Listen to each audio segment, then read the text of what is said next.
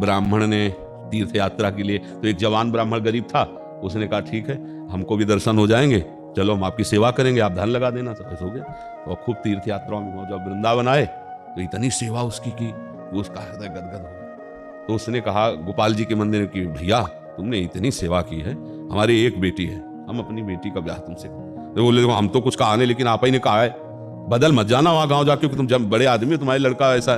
बोले नहीं नहीं बदल क्यों जाएंगे, भगवान के मंदिर में कहते कि हम बेटी का ब्याह कर दें। सब होकर सारांश में बताया। जब घर पहुंचा तो महीना 2 महीना हो गए, कोई सांस ही न लिए।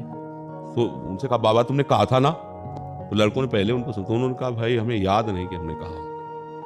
वो पंचों को इकट्ठा किया, पहले गांव के लोग प्रधान सब पंचायत करते थे ना, पंचों से कहा देखो हमने तो चाह नहीं की थी, इन्होंने अपनी तरफ से कहा था। तो पंचों ने कहा भाई कोई गवाही होना चाहिए। तो हाँ वो ये बुढ़े साहब गवाही कौन थी?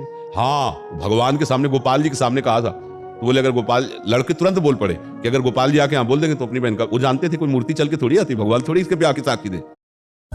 उसने कहा अच्छा अगर ऐसी बात है तो हम जा रहे हैं वृंदावन। जो कुछ उसके पास पुण्य पुण्य था बेच बाच करके वृंदावन आया। और गोपाल जी के मंदिर में शयन का समय था, तो ठाकुर जी ने कहा देखो पीछे हम आए थे ब्राह्मण के साथ आपके दर्शन करने, ये मंदिर में कहा था कि ब्याह कर देंगे, सुन रहे हो, चल के वहां बता दो चल के कि उसने कहा था तो हमारा ब्याह हो जाएगा।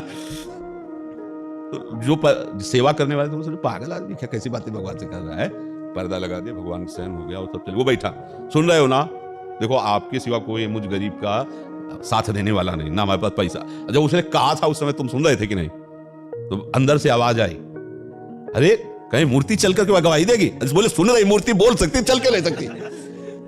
भगवान आए निकल के, भगवान ने कहा यार तुम बात करते हो, तुम्हें साथ तो चलना पड़े, पर हमें वृंदावन में तुम्हें खूब खाने पीने को मिल रहा है, तुम साथ चलोगे, हमें कुछ खाने पीने को नहीं मिले, कैसे? विनोद। उन्होंने कहा पहले पता था कि जो है गवाही देने वाले खवा पिया के लाया जाता है, तो बोले इसीलिए हम कुछ हमारे पास था वो बेच बाच के लाए, खाने पीने की तो चिंता नहीं। तो बोले हम पीछे पीछे चलेंगे, तुम आगे आगे चलना। भगवान ने कहा, बोले हमको देखो फुसलाओ मत, हमें कैसे पता चलेगा? बोले नूपुरों की झनकार तुम्हें सुनाई देगी, और जिस समय पीछे तुम मुड़ के देख लो फिर हम आगे नहीं जाएंगे। ठीक है।